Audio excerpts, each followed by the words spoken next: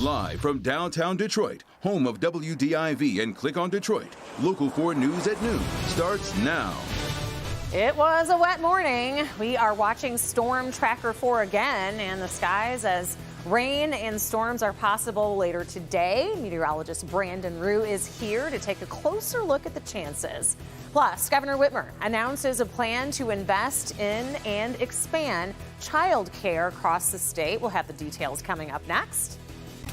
But we'll begin with breaking news. The Justice Department's top national security official, John Demers, resigns. This comes after he was revealed that the department secretly seized records from Democrats who were investigating former President Trump's ties to Russia, members of the media, and even former Trump White House counsel Don McGahn. There are questions about what Demers knew about the efforts, and the announcement of his resignation comes a day after Senate Majority Leader Chuck Schumer said that Demers should appear before Congress to answer questions about the subpoenas.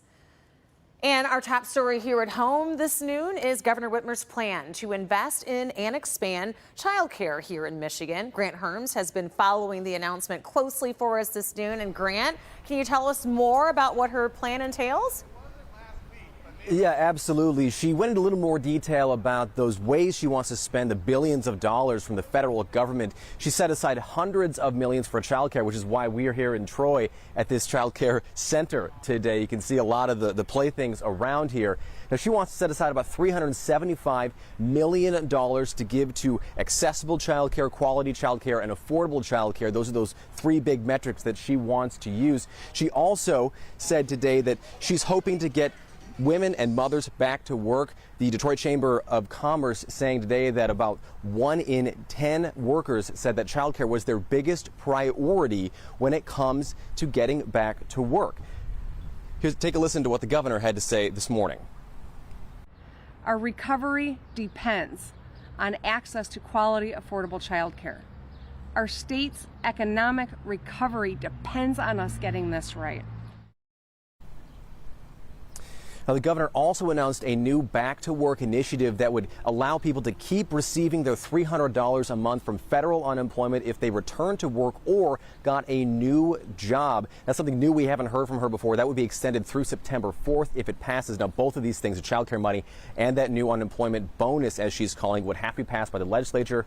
We're hoping to bring you more details about how those talks are going about the budget later tonight. Back to you. All right. Thank you, Grant. And speaking of investments, an infrastructure update as construction on the Grosse Ile Parkway Bridge begins today. Crews will begin underwater pier restoration over the Trenton Channel. The project was expected to begin in February, but was delayed due to state and federal permits. The U.S. Army Corps of Engineers approved the final permits earlier this month. The bridge is expected to reopen in the fall. I-75 north of I-696 is now back open after a car crash early this morning. It happened around 8 o'clock this morning in Hazel Park, where several vehicles were involved in this crash. Traffic was backed up for miles this morning as crews responded to the scene on the northbound side of I-75. No injuries have been reported so far. We are following a developing story out of Highland Park as well this noon. Police are investigating a deadly triple shooting that happened early this morning on Geneva Street near 2nd Street. This is close to the intersection of Woodward Avenue and West McNichols. We're told that one woman was killed and 2 men were taken to the hospital. Their conditions are unknown. As of right now, police have not made an arrest.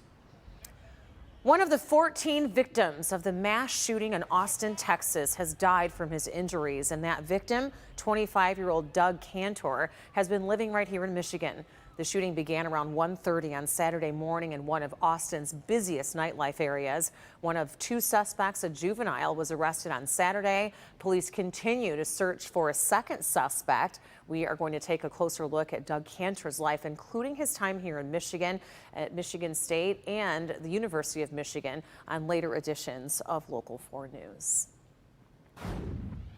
Turning our attention now to the weather as we take a live look outside through our sky cam, and you can see a mix of clouds out there, but it is what happened earlier this morning that has everybody talking, Brandon, because those storms came through with a vengeance. They did. Some heavy downpours, thunder and lightning, and hopefully you got a little something out of it, because we are still in those moderate to severe drought conditions, so we need it. We've got 70s, more comfortable 70s this noon hour. 74 in Detroit, 72 Howell, 70 Port Huron and Monroe at 75. A little north breeze keeping things on the pleasant side.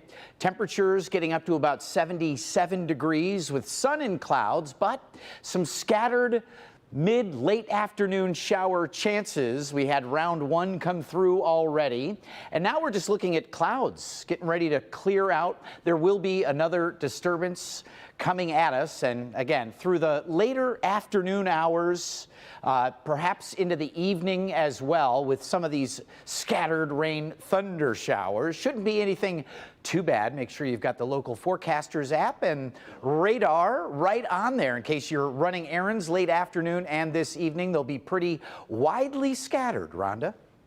All right, thank you, Brandon.